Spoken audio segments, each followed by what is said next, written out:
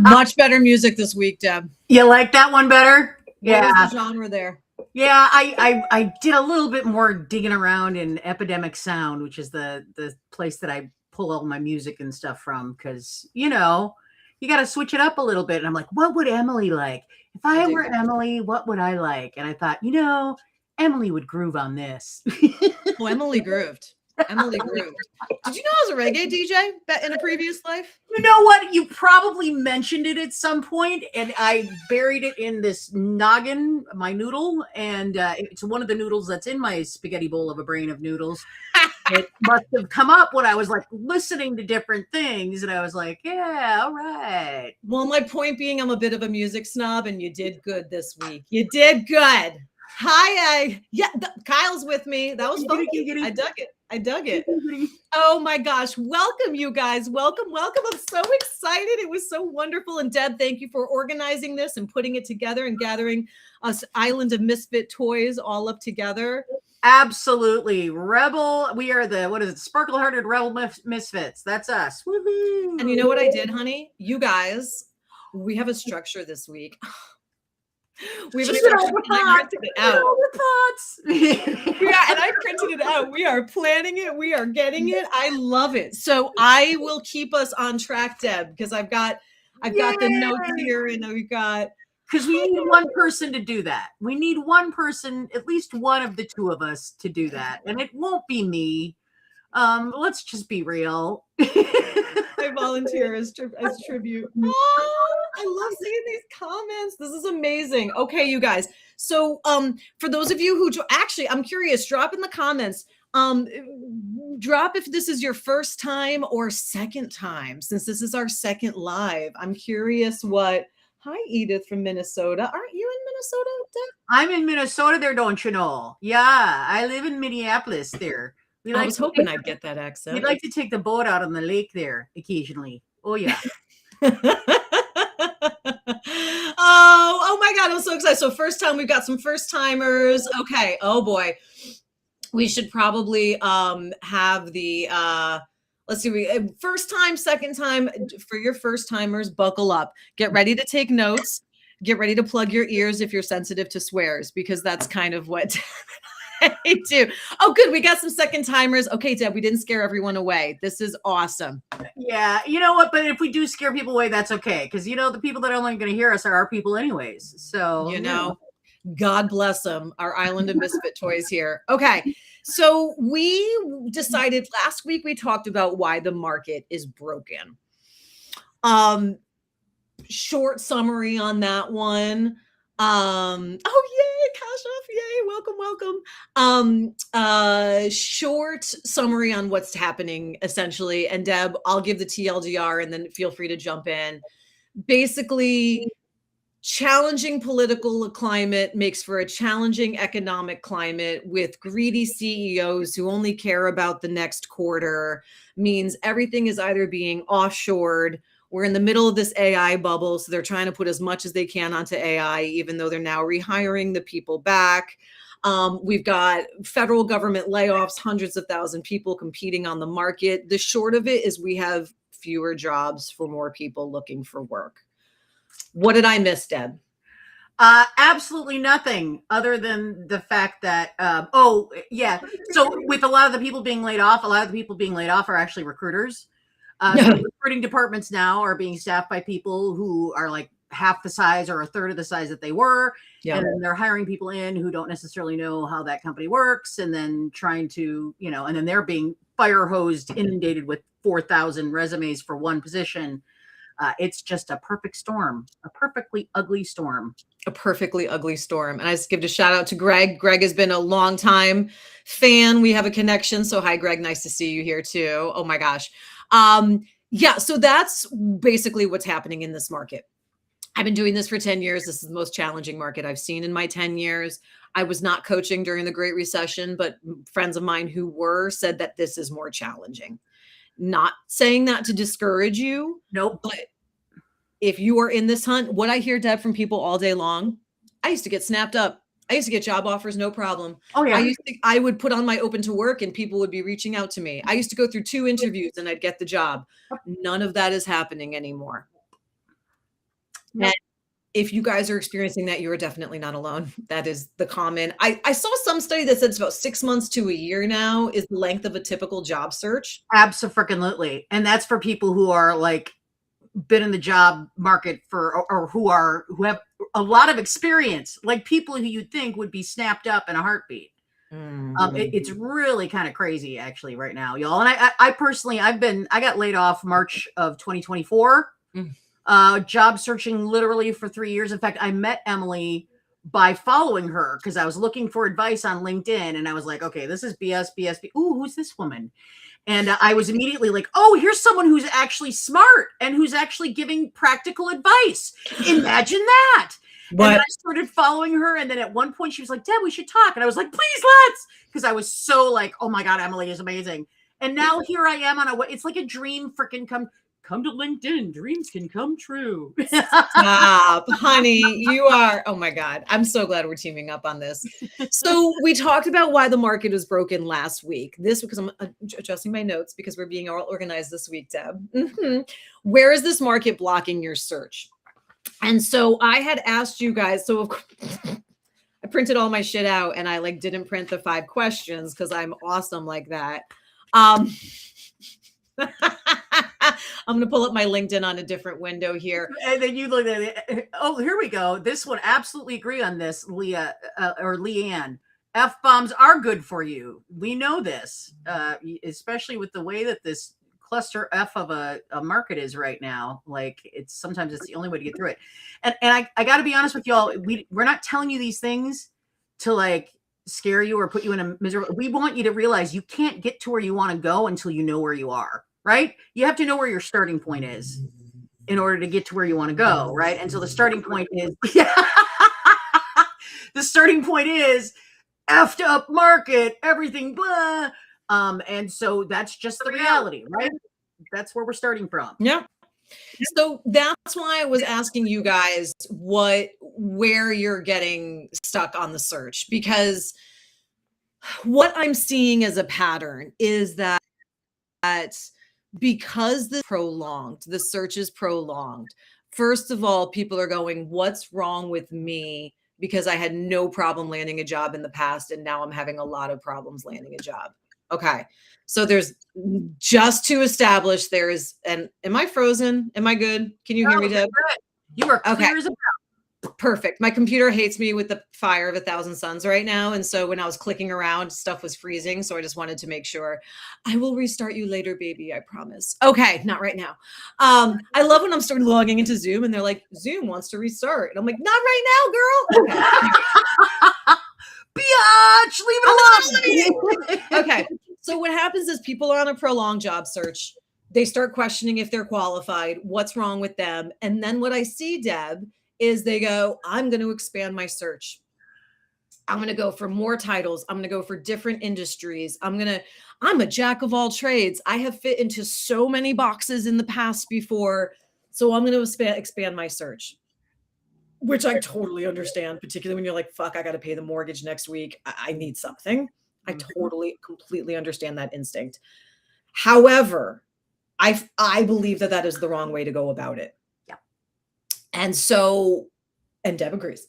So that's why we really wanted to make this as a topic of let's try to diagnose where things might be going awry so that we can adjust ourselves accordingly. Okay.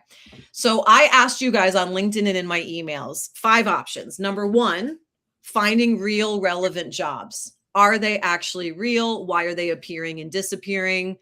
People were saying they were having some issues with that. Number 2 was really popular, getting your application seen. So you get a rejection right after sending an email. What is up with that? Number 3 was also a really popular answer. I got a lot of people saying 2 and 3. And someone was even saying 2 might have been connected with 3. So number 2 was getting your application seen. Number 3 was explaining your experience.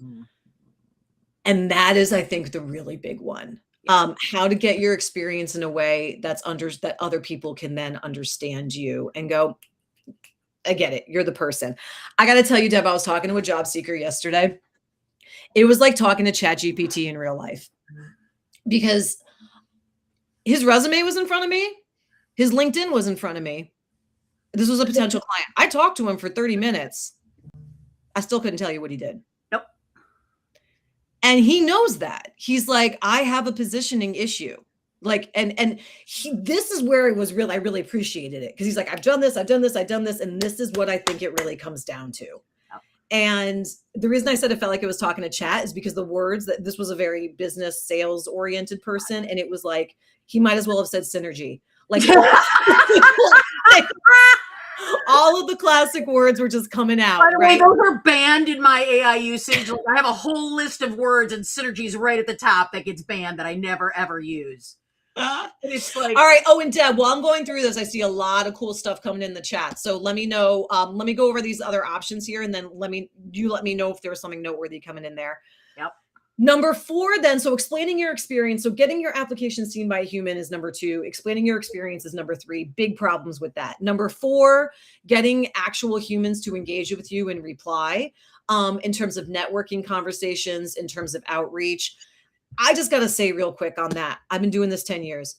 No one used to send those networking messages. I used to see a 50% response rate on networking messages.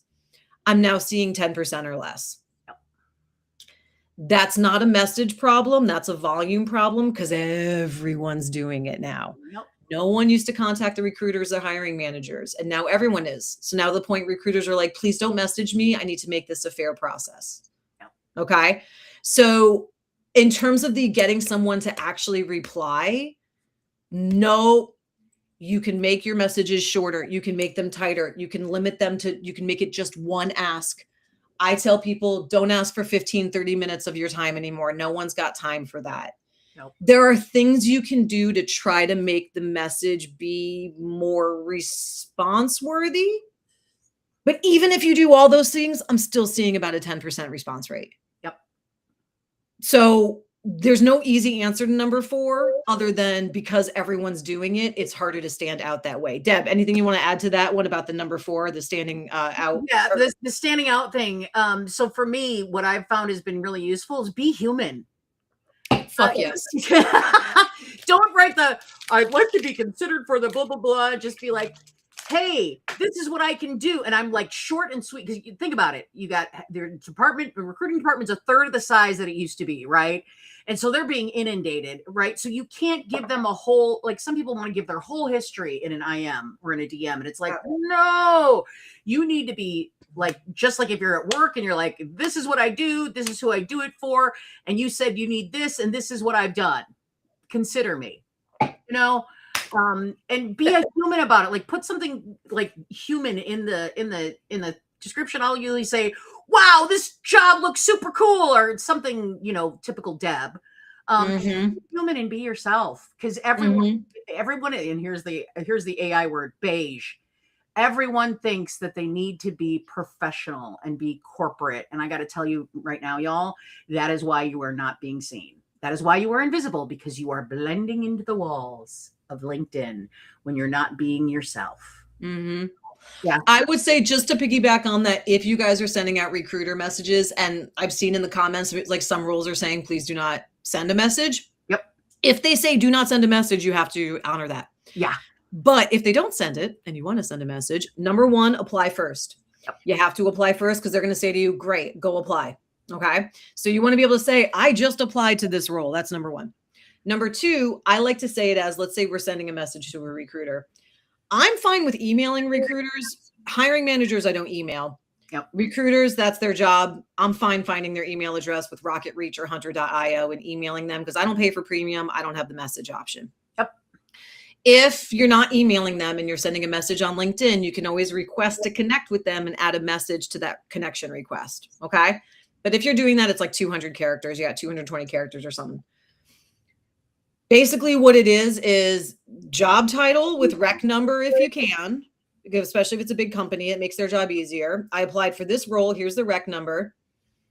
Give me 2 bullet points, however many you can fit, about how you've solved that exact problem before. Yes. Ideally with a number, so they can be like, you're looking for someone who can do this? I've done it. Here's my proof. Let's talk. That's the content of the message. That's it. Yep. So just want to throw that out there. Now, the number 5, going back to my LinkedIn post, number 5 was knowing what is actually working, doing all the things and not sharing what's holding you back. And that's what we're talking about primarily today. Most of you said number 6. It's all the things. All the things are going wrong. So, which is understandable. Like if you've been in this for any length of time, and if you are someone who's used to like being snapped up, or you're used to maybe spending 2, maybe 3 months on the bench in between roles, it's going to be messing with your emotions a lot, y'all. It's going to be messing with your confidence. So like, listen to what Emily has to say here. Oh my God, stop, you doll. This is perfect because this is one of the things in my notes and I saw the comment on this. I just want to tackle this number of applicants thing. Because I saw that somewhere one of the things we want to talk about is signals. What's noise and what actually means something. Okay. Now, like one rejection could be noise. It could be a signal. One recruiter disappearing, or one rejection letter. It's when you start getting these patterns. It's when you start seeing this coming up again and again, when you can start identifying things. But real quick, I want to address, like, here's an example of noise. Over 100 applicants have already applied. And I hear so many times people being like, how do I compete with 100 people? How do I compete with 200 people? You're not. First of all, that number is bullshit. It just counts the number of people who clicked the job description, who clicked apply. It does not count the number of people who actually applied. LinkedIn cannot count that. Unless they're using easy apply, LinkedIn cannot count that. So all LinkedIn can count is the number of people who hit a button. Okay. So that 200 people applied is not true. But even if it was true, all the recruiters I talk to regularly say only about 5 to 10% of people are actually qualified for the role. It's ridiculous. Remember how we said like AI has made it so much easier for people to apply, right? So these recruiters are getting inundated with like 400 resumes, and maybe 5, 6, maybe 10 out of those 400 resumes are actually people who could do the role. So you got to be like, take all of those numbers on there like with a grain of salt, y'all. That's all I'm saying. Take it with a grain of salt. Now, if you are cold applying, though, being one of the first to apply does make a difference. It does. It does. I mean, that's just the reality. That is just the reality, because recruiters review resumes in order received. Yep. So what I tell clients is apply late at night or first thing in the morning. So you tend to be able to be at the top of the mailbox. But that's about it. ATS compliant just came up in the comments. Oh my God. Oh my God. Oh my God. You want to talk about noise? All right. Talk about noise, baby. This is perfect because I had the bad advice in the noise category, which is rewrite your resume, apply to more jobs, tailor everything, network harder, post every day, all this noise. Deb and I are starting a summer school. We're doing what is it, Deb? 4 sessions plus the orientation, right? Yeah, so it's 5. So it's 5 sessions total. We'll talk about this more towards the end. We're doing a free orientation next week, and then we're doing these like paid sessions. We're doing session number 2. Please remind me, believe is on resume and LinkedIn writing. Abso-freaking-lutely. So we're going to get into resumes and fuck it. Since I'm mentioning it, Deb, what's session 1? Let me pull up the page here so that I can be absolutely accurate, she said as she looks for it. By the way, that little icon up in the upper left-hand corner, what is that thing called? A QR code? Yeah. We'll show you. So the 4 different sessions are, number 1, stop applying randomly. Number 2, fix your resume plus LinkedIn before recruiters look. Number 3, work smarter, not harder. And number 4, turn visibility into interviews. Those are the 4. Okay. So in option number 1, in workshop number 1, we're going to be talking about how to job search the right way. So we're going to be covering a lot.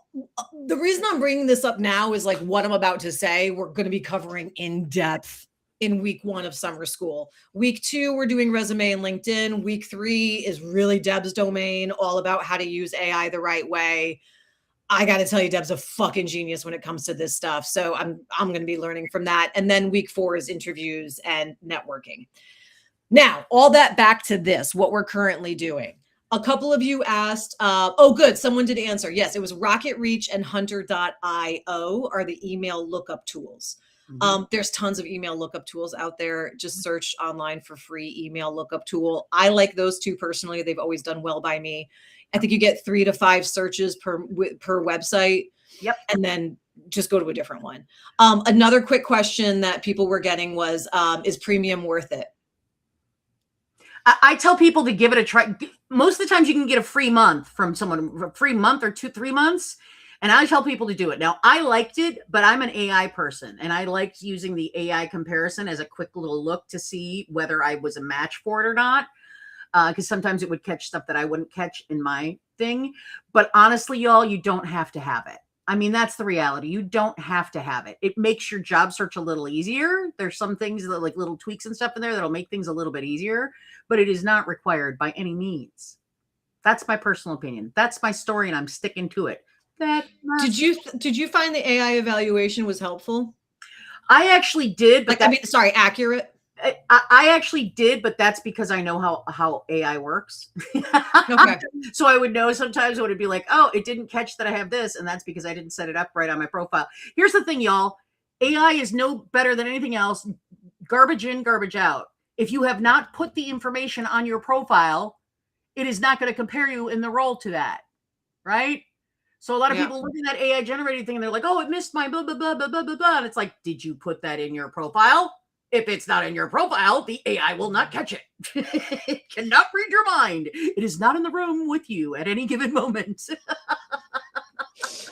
I'm with you. I'm with, sorry, there's a someone spamming the comments and people are asking for them to be removed. Let me boot it.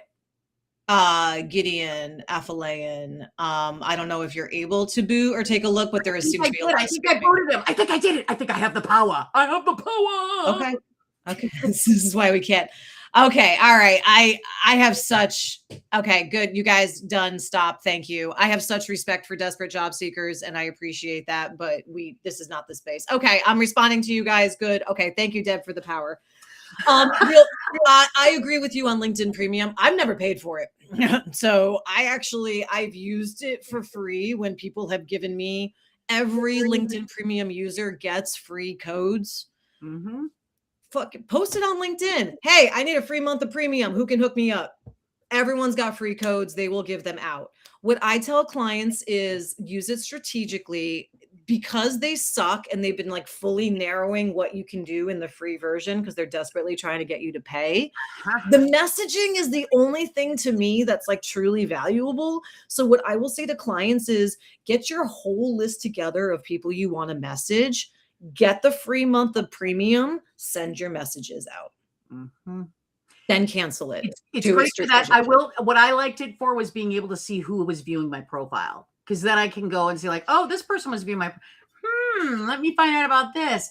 Let me see where they're posting. Maybe I can be a little bit of a stalker and follow them around. You know, I mean, you gotta do what you gotta do, girlfriend. I have my profile set to private for everything. And so supposedly people cannot see me looking at their profile. You and I need to test that because I've actually, I don't recommend that for you guys. I'm using LinkedIn in a different way that you're using. That's the other thing too, guys. Realize, here's the thing. Well, a lot of people are, is LinkedIn Premium worth it? Here's the deal. Everyone does job searching differently. We've got 7 or 8 billion people on the planet. Each of us has a different way of viewing things. And the same thing applies to when you're doing job searching. So there might be tools that are available in the premium that would help you. And if that's great, great. if they're pointless for you, then don't use them. Like, literally, this is what it is. Use what works for you. Yeah. Yeah. Okay. So I want to introduce you guys back to this whole point of us talking today. We're going to be going into this in depth in the orientation next week. So I'm not going to get into too many. I might raise more questions than answers at the moment, but this is my super high tech drink it in. I've had this sheet for like 6 years. It's falling apart. It's ripping. It's broken. And I just love it to pieces.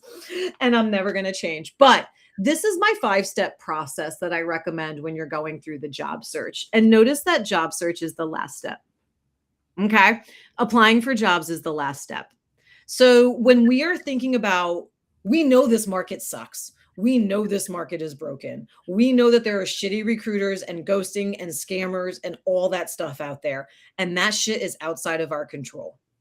Outside of making sure to verify that the job posting is real and verify that the recruiter is real, there's not much that we can do. This, we have a lot of control over. Okay. So really briefly, if we're thinking, where am I potentially getting stuck in the job search? Let's review what I teach my clients. Step number 1, this is my SMART method, by the way: seek, match, attract, relationships, and thrive. So you might hear me bounce back and forth between them. But step 1, seek. What do you want? We have to be very clear on the job titles, the companies, the industries that interest you. This is where most people go right into this step without first thinking about this. Now, I was meeting with someone this morning, a potential client this morning, who has a good handle on 2 titles that are 2 sides of the same coin. I'm okay with that. Bro had like 7 different industries that interested him. Whoa. And so I'm like, we need to narrow this down a little bit. What I tell my clients is we have buckets. I call them buckets. Each title that interests you is a bucket. Okay. You can have up to 5 buckets. I think it starts getting chaotic at 5 buckets. I recommend 3 buckets or less, meaning I'm going after operations, project management, and change management. Those are my 3 buckets. Great. If you've got those 3 buckets, then you have an operations resume, a change management resume, and a whatever I said, project management resume. And then you're marrying that together in your LinkedIn. So the less buckets you have, the little bit easier it is to do that. But then our conversation was like, well, what industry should I focus on? The thing that I say about this market is we are in the, oh no, my drawing is mirrored backwards. Damn it. I don't know how to. I'm sitting here playing to see if I can unmirror it. Oh, there, do it. Show it up. Can you pull? I just unmirrored you. There, now it's right. Yeah, you're amazing. And now my room's backwards. This is whoa. Okay. So that's step number 1, figuring out what you want. Okay. Being specific about what you are targeting people helps people understand how they can help you. Yes, LinkedIn user. Yes. Okay. All right. So having that clear. So, let me finish that story real quick. So the guy's like, how I'm interested in like 7 different industries. I'll tell you what I said to him. The way I describe this market is we are in a box market. I want to know what box I can put you in. As a recruiter or hiring manager, this is not a jack of all trades market. Nope. This is I need someone with depth and breadth of experience in this area. Okay. So we decided the industries he's going to sign up, we're going to work together. Fine. We decided the industries that he's going to go for are the industries that are most closely aligned with his most recent role, which I know sounds like a no duh. But when you're thinking about pivoting or changing, or you've been searching for a while and you're expanding your search, I was encouraging him to go back. And he currently works for university. So we're looking at ed tech. Right? Yeah. Philanthropic part of the university. So we're looking at philanthropy. I always say that wrong. We kind of eliminated the other industries for now because we're going to refocus our search back on that. So step number 1, that clarity on job. And guys, this is driven by the market. I will say to my clients all the time, if they're choosing between 3 different job titles, what job titles are you seeing more of? What job titles are you feeling most qualified for? That's how we're narrowing it down. Okay. Step 2, who are your target employers and what do they want? So there's 2 parts to this. If you can find places where you want to work, make your list of target employers. I love that. But a big part of that is study the job descriptions that interest you. Understand, what are they looking for? What are the skills they want? What are the pain points they want? Mhm. You need to have a good handle on who your target employers are and what they're looking for. Okay? Deb, how am I doing so far? Awesome. And we're at time, but we always go over. But anyways, Okay, then real quick, thank you. Once you know what you want and what they want, then you can work on your resume and LinkedIn. Okay? So most people are jumping right to the job boards. They're brushing up their resume and then they're going to the job boards. What I'm saying is know what you want, know what they want. Make your resume and LinkedIn accordingly. So when you describe your background, when you're like, how should I talk about this? How should I talk about that? Go to the job descriptions, use the job description language, highlight the pain points and the skills that they're looking for. Okay. Then you know you're positioning yourself right. Once the resume done and looking all nice and gorgeous, I like to say the job search is not a numbers game. It's a referral and a recruiter game. Absolutely. Okay. Absolutely. Now more than ever before. If you are someone who is just out there throwing resumes out into the void, you are going to be doing that. You're basically playing the lottery, essentially. And you're hoping that one of those will hit. And yes, you do hear about those occasionally. They're like, oh, I got my job from applying them. It's like, yeah, but you're the exception that proves the rule. And most of us are the rule. I mean, that's the reality of it. So stop throwing your resumes out into the void. It ain't going to do anything. You're going to just end up really frustrated and really, yeah. And Richard just said a beautiful thing. I can't message every recruiter, but I comment on the job postings with the public comment. Yes. And if you guys are doing that, it's not, I'm interested. Hi, I just applied. It's, I have 10 years of experience. Do exactly this. Here's 3 of my bullet points that illustrate that. Let's talk. Mm-hmm. So it's not, I am a deeply passionate individual who's motivated to. Not only is this a box market, I need to know what box I can put you in. This is a metric market. Yep.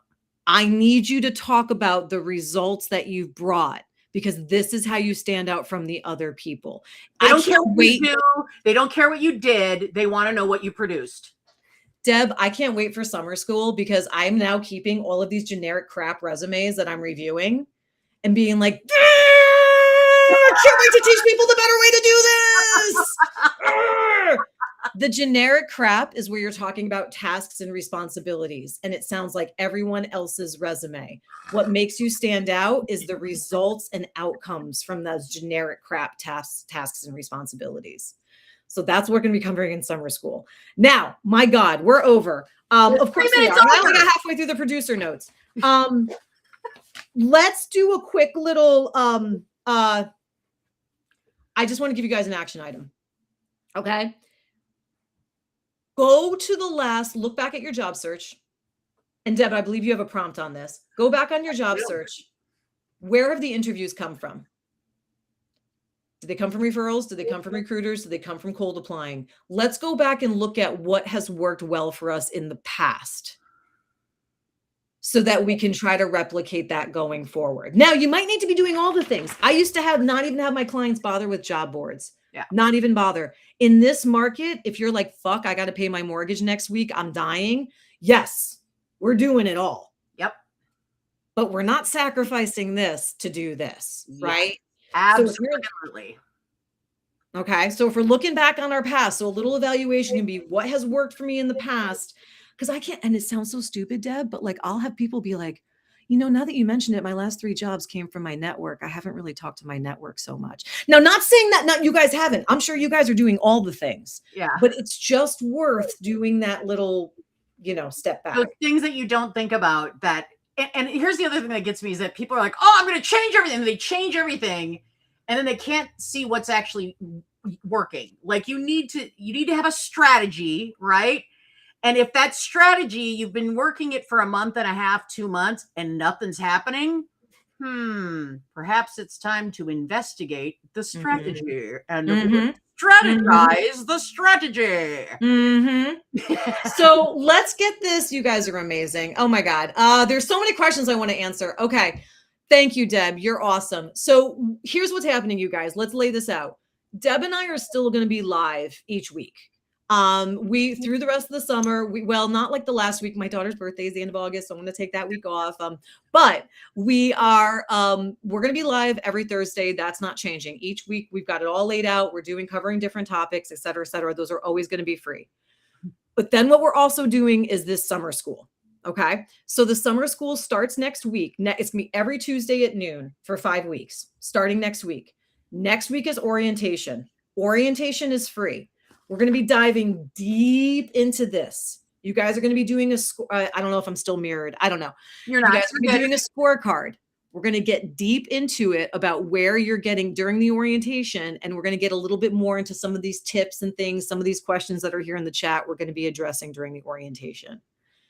Then after that, Deb, the QR codes here is every sessions. It's $47. It's $47 each session. Or if you go early, it's, what is it, 140 something? Hold on. I want to say it's, you guys were so organized.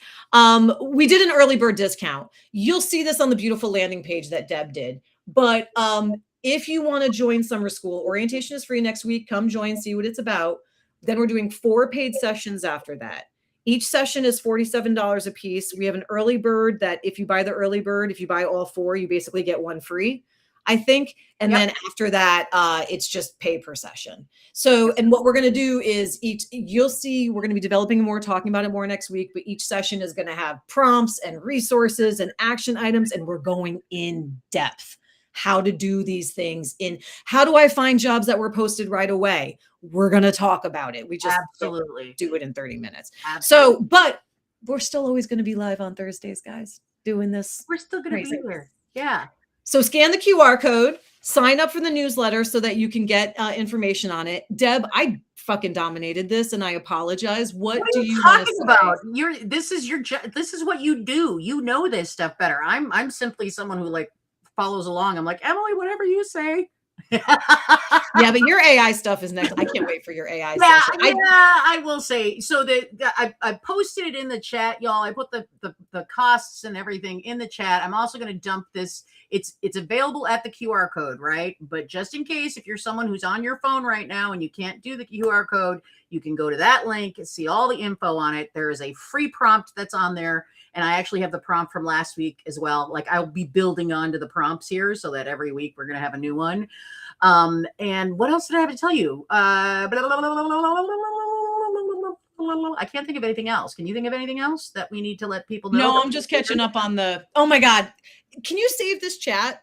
Because yeah, there's a lot I want to address. Absolutely. In fact, I was thinking that's what we need to do. Like, yeah, when he sent out the email or the news, you guys, we're just going to do a little business strategy here while you're here on the live with us. Don't mind us right now. This is the type of stiff. This is the type of stiff. There are many types of stiff, and this is one of them. Where I don't know. We're too busy being expertise in our areas to worry about this bullshit. Okay, so the business stuff we're kind of doing on the side. I forgot the fuck where we're doing biz dev. Okay. We're gonna save this chat. The questions, these really amazing questions that came up, I'm going to try to address as much as we can during orientation because I want to give you guys as much value as you can. Yep. But then also the stuff that we really need to get in hyper details, we will make sure that we have in the sessions that we're developing. These sessions were developed based on your all's feedback and what we're seeing is top pain points. So keep giving us questions and concerns because we are designing this around you guys. Absolutely. And not only will she tell you in next session, but we'll probably make some sort of landing page that has all the questions and all the answers on it, because that's how you get found by the AI search engines. And I will put Emily's name on it. Keegan asked, the prompts are awesome, but how on earth can we come up with ones on our own? Oh my God! Keegan, if you do nothing else, come to Deb's session, workshop number 3. I am an AI hater. I want nothing to do with AI, but Deb has made me a reluctant convert. And what she has taught me on how to use it as minimally as I need to get the output that I want, she's fucking next level on this. So not to say that as a tease, that's not a sales tease, but it's a whole thing. Yeah. It's a whole thing. Yeah. Deb's got a whole system. Deb, let's address that a little bit during orientation, if we could, please. Rocco. Yeah, definitely. Okay. The Deb effect. The Deb effect. All right, we are so over. I got to jump to a meeting. You guys are amazing. Give us feedback. What's working, what's not working. Give us your questions. Like I said, we're going to be Tuesday at noon, summer school orientation. Thursday at noon, we're back for LinkedIn Live, baby. Giggity, giggity. You know it, girlfriend. All right, here we go. I'm going to take some music out of here because we got to have some music, some tunes as we go out of here.